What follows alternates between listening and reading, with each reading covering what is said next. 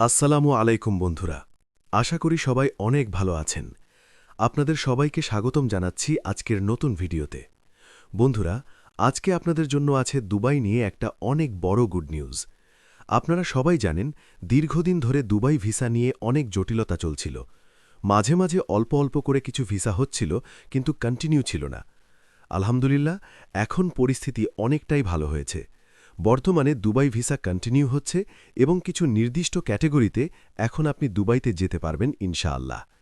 বাংলাদেশ থেকে অনেক ভাই আছেন যারা দুবাই যেতে চান, কিন্তু বিশ্বস্ত মাধ্যম না পেয়ে প্রতারিত হন, টাকা নষ্ট করেন।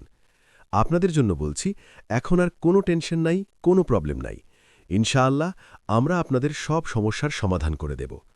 অনেকেই দুবাই ভিসার জন্য আমাকে নক করেছিলেন। এই ভিডিওটা তাদের জন্য খুবই গুরুত্বপূর্ণ। তাই অনুরোধ থাকবে, ভিডিওটা স্কিপ না করে শেষ পর্যন্ত দেখবেন। বন্ধুরা, বর্তমানে আমরা দুবাইয়ের কিছু নির্ভরযোগ্য কাজের ভিসা পেয়েছি। বিশেষ করে ট্রান্সগার্ড কোম্পানি, ইমদাদ কোম্পানি, এই দুইটা কোম্পানির ওয়ার্কার ভিসা বর্তমানে কন্টিনিউ হচ্ছে। সংখ্যা তুলনামূলক কম হলেও ভিসা হচ্ছে, এটাই সবচেয়ে বড় কথা। আপনি যদি হাতে একটু সময় নিয়ে, ধরুন ৩ মাস সময় নিয়ে আবেদন করেন, তাহলে আপনার ভিসা হবে এবং আপনি দুবাই যেতে পারবেন ইনশাআল্লাহ। এটা আমরা গ্যারান্টি সহকারেই বলছি। বর্তমানে যে কাজগুলো বেশি চলছে সেগুলো হল construction related work, Mason, plumber, still fixer, electrician, cleaner.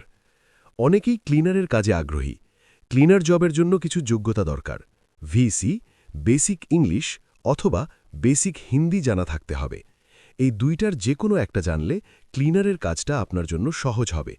Salary ১,০০০ দিরহাম, ওভারটাইম আলাদা, থাকা কোম্পানি দেবে, খাবার নিজের, কম খরচে।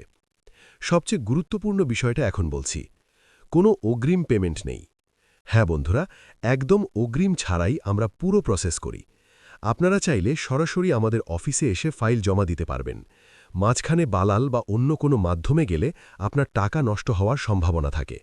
তাই নিরাপদ থাকতে সরাসরি অফিসে আসুন। অগ্রিম টাকা ছাড়াই দুবাই ভিসার জন্য আবেদন করুন। ইনশাআল্লাহ, আমরা আপনাদের ভিসা করে দিতে পারব। সবাইকে অনেক অনেক ধন্যবাদ। ভালো থাকবেন, সুস্থ থাকবেন। আসসালামু আলাইকুম।